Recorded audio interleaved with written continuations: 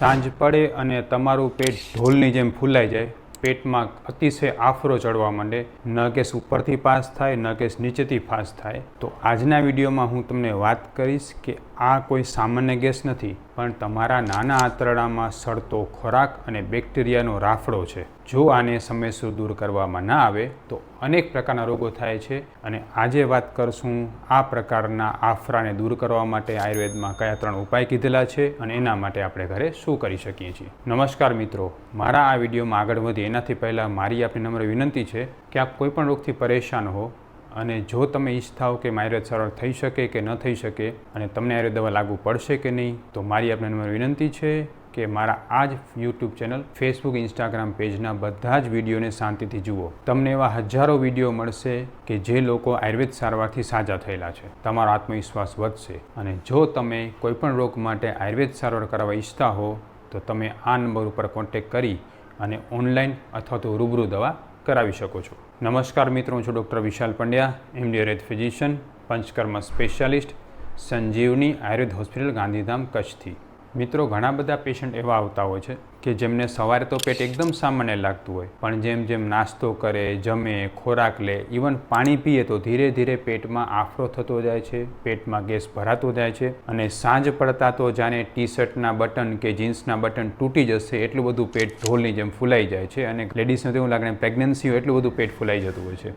આ રોગને આયુર્વેદમાં આધમાન નામનો રોગ કહેવામાં આવે છે. આધમાન એટલે કે ધમણની જેમ પેટનું ફૂલાઈ જવું. હવે આ રોગ જે છે એ આપણે સામાન્ય સમજતો હોય કે ભાઈ આ તો ગેસ થાય છે ને મટી જશે. જેને આ રોગ લાંબા સમય સુધી સતત રહેતો હોય એને ખબર છે કે જેમ જેમ પેટમાં ગેસ ભરાતો જાય એમ બેચેની થતી જાય, ઊંડા શ્વાસ ન લઈ શકાય, છાતીમાં ગભરામણ જે અનુભવ થાય, ન ગેસ નીચેથી પાસ થાય ન ઉપરથી પાસ થાય અને રાત્રે તો ખાવાની ઈચ્છા જ ન થાય ને એટલી હદે બેચેની થાય કે કંટાળો આવવા લાગે. ઘણા બધા પેશન્ટ તો આને કારણે એટલા બધા ડરી જતા હોય છે કે અનેક પ્રકારના ચેકઅપ કરાવી લે, બધો રિપોર્ટ કરાવે, છેલ્લે આવે શું, તમને ગેસ છે, આ ગોળી કાયમ ખાઓ. અને જો આવી ગોળી ખાવાની તમને પણ આદત પડી ગઈ હોય તો ખરેખર આ વિડીયોમાં આપણે જોશું કે આ ગેસ થવાનું સૌથી અગત્યનું કારણ શું છે જે આપણે કોઈ જાણતા નથી અને હવે એના માટે શું કરવું જોઈએ. મિત્રો, તમે ગામડામાં ગોબર ગેસ પ્લાન્ટ જોયો છે?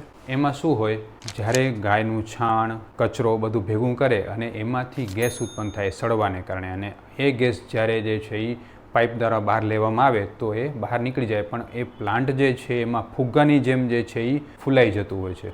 આ ગેસની જેમ જ તમારા આંતરડામાં પણ આ જ વસ્તુ બને છે. જ્યારે તમે કોઈ પણ ખોરાક લ્યો છો એ ખોરાક તમારી નબળી પાચન શક્તિને કારણે જ્યારે પચતો નથી એટલે એ ખોરાક નાના આંતરડામાં સડે છે. આ સડેલા ખોરાકને ખાવા માટે આપણા મોટા આંતરડામાં જે બેક્ટેરિયા છે એ ઉપર તરફ આવે છે અને બેક્ટેરિયાનો ગ્રોથ નાના આંતરડામાં વધવા લાગે છે. આ વધેલો બેક્ટેરિયાનો ગ્રોથ અને સડતો ખોરાક ધીરે ધીરે ગેસ ઉત્પન્ન કરે છે. જેમ ગોબર ગેસ પ્લાન્ટમાં ગેસ ભરાવા લાગે એમ આપણા નાના આંતરડામાં ગેસ ભરાવા લાગે છે. એટલે જ આપણે નાભીથી ઉપર વચ્ચેના ભાગમાં અતિશય ગેસનો આફરો અનુભવાય છે. હવે આ બાયોગેસ પ્લાન્ટને જ્યારે ઉપરથી ખોલવામાં આવે એટલે એમાંથી થોડોક ગેસ નીકળી જાય છે અને આ ગેસ ઓછો થઈ જવાને કારણે પાછો ફરીથી જે છે એ ગેસનો ફુગ્ગો જે ફૂલાયેલો છે એ ઓછો થઈ જાય છે.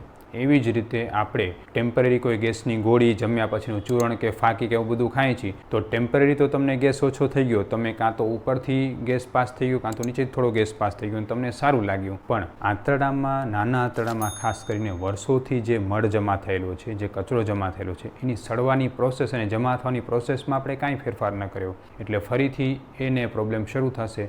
રોજ ગેસની ગોળી લ્યો, ચૂરણ લ્યો, એસિડિટીની ગોળીઓ લ્યો અને કાયમની આ રામાયણ. એલોપેથી મેડિકલ સાયન્સની ભાષામાં આને SIBO કહેવામાં આવે છે, એટલે કે સ્મોલ ઇન્ટેસ્ટાઇનલ બેક્ટેરિયલ ઓવરગ્રોથ. સાદી ભાષામાં સમજાવું તો નાના આંતરડામાં જ્યારે વધુ પ્રમાણમાં બેક્ટેરિયા બનવા માંડે છે, ખોરાકની સડવાની પ્રક્રિયાને કારણે એટલો બધો ગેસ બને છે અને દુર્ગંધયુક્ત ગેસ બને છે જેને કારણે આ આફરો જે છે એ મટતો નથી, ન તો ગેસ નીચેથી પાસ થાય ન તો ઉપરથી પાસ થાય. આયુર્વેદમાં એને આધમાન નામનો રોગ કહેવામાં આવે છે જે સમાન વાયુની દૃષ્ટિને કારણે થાય છે.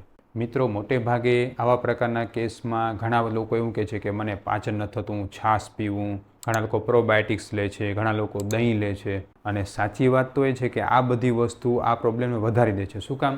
કારણ કે જેમ તમે કોઈ આથાવાળી વસ્તુમાં ખાટી છાશ ઉમેરો તો આથો વધુ બનવા માંડે, દહીં ઉમેરો તો આથું વધુ બને. એ જ રીતે પ્રોબાયોટિક્સ, દહીં કે છાશ આમાં લેવામાં આવે ત્યારે ખૂબ વધી જાય છે. ઘણા બધા પેશન્ટ પણ કહેતા હોય કે સાહેબ હું છાશ પીવું ને તો મને ગેસ બહુ વધી જાય છે. તો તમારે જાણવું કે તમારા નાના આંતરડામાં બેક્ટેરિયાની ગ્રોથ ખૂબ વધી ગઈ છે. તમારે જે છે છાશ સાથે પાચન દ્રવ્ય લેવા ખૂબ જરૂરી થઈ ગયા છે. હવે જ્યારે આપણા આયુર્વેદની દ્રષ્ટિએ જોઈએ તો મહર્ષિ વાઘભટ્ટે સ્પષ્ટ કહ્યું છે, રોગા સર્વ્યપી મંદે અગ્નો સૂતરામ ઉદરાણી ચ, એટલે કે ઉદર બધા રોગો જે છે એ પાચન શક્તિ નબળી થવાને કારણે જ થાય, પણ ઉદર એટલે કે ખાસ કરીને પેટના રોગોમાં તો પાચન શક્તિ નબળી હોય એકમાત્ર સૌથી મોટું કારણ છે. હવે વિચાર કરો કે નાના આંતરડામાં આ ખોરાક શું કામ જમા થાય છે. જેમ તમે શીરો બનાવતા હો, કડાઈમાં જ્યારે શીરો કાચો હોય ત્યારે ચોંટે, પણ જેવો શીરો એકદમ સરસ પાકો થઈ જાય એટલે લસરીને બહાર આવી જાય, એવી જ રીતે જ્યારે તમે ખોરાક લ્યો છો ને પૂરતો પચતો નથી એટલે ધીરે ધીરે આંતરડામાં ચોંટીને જમા થતું જાય છે. આ જમા થયેલો ખોરાક જ આપણે આ પ્રોબ્લેમ કરે છે. હવે જ્યારે આપણી પાચન શક્તિ આપણે સુધારીએ છીએ, જૂના ખોરાકનું પાચન કરીએ છીએ અગ્નિને કારણે, તો ઓટોમેટિકલી એ મળ જે છે લસરીને બહાર નીકળી જશે, પેટ સાફ થઈ જશે અને બેક્ટેરિયાનો ગ્રોથ અને ગેસ બનવાનો અટકી જશે. આના માટે આયુર્વેદમાં સૌથી બેસ્ટ જે 3 ઉપાય કયા છે હું તમને આજે કહીશ. સૌથી પહેલો ઉપાય છે લંઘનમ, એટલે ઉપવાસ કરવો.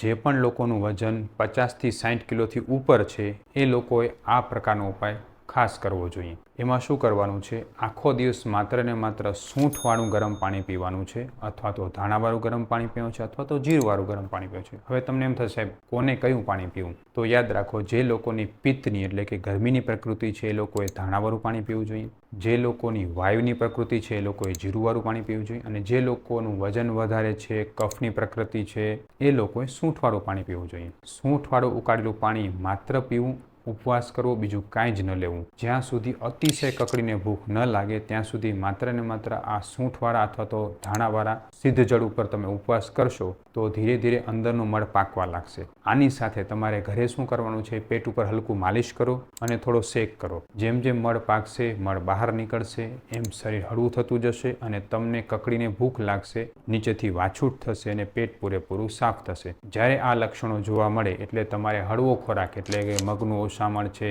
ભાતનું ઓસામણ છે, મગની દાળ છે, દાળ ભાત છે, હળવો ખોરાક શરૂ કરો અને ધીરે ધીરે રૂટીન ખોરાક ઉપર આવો. આ રહ્યો સૌથી પહેલો ઉપાય એટલે કે ઉપવાસ. હવે હું તમને બીજો ઉપાય કહીશ. જે લોકો ઉપવાસ નથી કરી શકતા અથવા તો જે લોકો ખૂબ દુબળા પાતળા છે એ લોકો માટે બીજો ઉપાય છે દીપન પાચન દ્રવ્યોનો પ્રયોગ. એટલે શું કરવાનું, એમાં સૂંઠ છે, હિંગવાષ્ટક ચૂર્ણ છે, શિવાક્ષાર પાચન ચૂર્ણ છે, આ બધા અલગ અલગ ચૂર્ણમાંથી જે તમને માફક આવે એ ચૂર્ણ અડધી ચમચી માત્રામાં દિવસમાં 3 વખત ગરમ પાણી સાથે લ્યો. સાથે સાથે અતિશય હળવો ખોરાક લ્યો. ઘણા લોકો બહુ રોટલી જમતા હોય તો માત્ર મગની દાળ અને ઓસાવેલા ભાત ખાય. જે લોકો વધુ પડતા ભાત ખાતા હોય એ લોકો માત્ર જે છે જુવારની રોટલી કે ઘઉંની રોટલી અને શાક ખાય અને ભોજન 50% ઘટાડી નાખો. આવું કરશું એટલે ધીમે ધીમે જે છે ખોરાક પચાવવામાં અગ્નિનો ઉપયોગ ઓછો થશે અને વધેલો અગ્નિ જે છે એ આંતરડામાં રહેલા મળને પચાવશે. સાથે સાથે દવાઓ પણ મળને પચાવવા મદદ કરશે ને એની સાથે તમે જે છે એ સૂંઠવાળું કે ધાણાવાળું પાણી તો સતત ચાલુ રાખો. આવી રીતે આપણે લેશું એટલે ધીરે ધીરે આંતરડાનો મળ પચશે અને પછી રોજ સવારે નિયમિત રૂપથી હરડેનું સેવન કરો. આ હરડે જે છે આ પચેલા મળને બહાર કાઢી નાખશે અને આંતરડા ચોખ્ખા થશે એટલે તમને આફરો મટી જશે. ઉપાય નંબર 3, જે લોકોને આટલો ઉપાય કરવા છતાં પણ પેટમાં ગેસ સતત રહેતો હોય એ લોકોએ આયુર્વેદની 3 પ્રક્રિયા કરવી જોઈએ. સૌથી પહેલું ઘરમેળે રેચ લેવો જોઈએ. આ રેચ લેવા માટે તમે હરડેનો ઉપયોગ કરી શકો, નસોતરનો ઉપયોગ કરી શકો અને સૌથી સરળ તો કે એરંડ તેલ કેસ્ટર ઓઇલનો ઉપયોગ પણ કરી શકો. એરંડિયાના તેલને 1 થી 2 ચમચીની માત્રામાં લ્યો, સૂંઠ સાથેને ઉકળાવો અને આ ઉકાળો જે છે સવારના નરણા પીવો અથવા તો રાત્રે સૂતી વખતે પીવો. 1-2 વખત ખુલીને પેટ સાફ રોજ થવાનું શરૂ થશે અને ઉપરની બધી દવાઓ તમે લેતા હશો તો ધીરે ધીરે જે છે આ પ્રોબ્લેમ સોલ્વ થઈ જશે. છતાં પણ જો પ્રોબ્લેમ સોલ્વ નથી થતો તો આયુર્વેદની બસ્તી સારવાર અને વિરેચન સારવાર કરાવવી ખૂબ જરૂરી છે. તો અને તો જ આ પ્રોબ્લેમ સોલ્વ થશે. એટલે આ 3 ઉપાયમાંથી કોઈ પણ એક ઉપાય, 2 ઉપાય અથવા 3 ઉપાય પણ તમે ઘરે કરી શકો છો. મિત્રો, મેં તમને જે ઉપાય કહ્યા એ અતિશય સાયન્ટિફિક અને વ્યવસ્થિત રીતે આયુર્વેદમાં કહેલા છે અને એવા કહ્યા છે કે તમે ઘરમેળે આરામથી કરી શકો. છતાં પણ જો તમારો રોગ બહુ જૂનો હોય, લાંબા સમયથી હોય અને રોગની સાથે બીજા બધા કોમ્પ્લિકેશન્સ હોય, જેમ કે તમને હૃદય રોગ હોય, તમને બીપી હોય, ડાયાબિટીસ હોય, કોલેસ્ટ્રોલ હોય કે પછી થાઇરોઇડ કા બધા રોગો હોય કે જેમાં તમે ઓલરેડી ઘણી બધી દવાઓ લેતા હો, એવા લોકોએ ઘરમેળે એવો પ્રયોગ કરવા કરતાં નિષ્ણાત આયુર્વેદ ડૉક્ટરની માર્ગદર્શન હેઠળ આ પ્રયોગ કરવા ખૂબ ઉપયોગી રહેશે. એટલે જો તમને આવો કોઈ પ્રોબ્લેમ હોય અને તમે લાંબા સમયથી પરેશાન હો તો તમે અમારો સંપર્ક પણ કરી શકો છો. અમે ઓનલાઈન અને રૂબરૂ બંને રીતે દવા કરતા હોઈએ છીએ. અને ખાસ આ રોગને ક્યારે નાનો ન સમજવો, કારણ કે આધમાન જે છે ને અનેક પ્રકારના રોગોને ઉત્પન્ન કરનારો છે. એટલે જે લોકોને આ પ્રોબ્લેમ હોય, લાંબા સમયથી હોય, એ લોકો અમારો સંપર્ક પણ કરી શકે છે. આ સાથે જ મારા આ વિડીયોને એવા લોકો સુધી ખાસ શેર કરો કે જે માત્ર પેટમાં ગેસને ખાલી ગેસ જ માને છે. પણ આ ખાલી ગેસ નથી, પણ ભરેલો ગેસ છે. કારણ કે તમારા સ્વાસ્થ્યની જવાબદારી અમારા ઉપર. સ્વસ્થ રહો, મસ્ત રહો, આયુર્વેદમાં રહો. જય શ્રી કૃષ્ણ, જય આયુર્વેદ.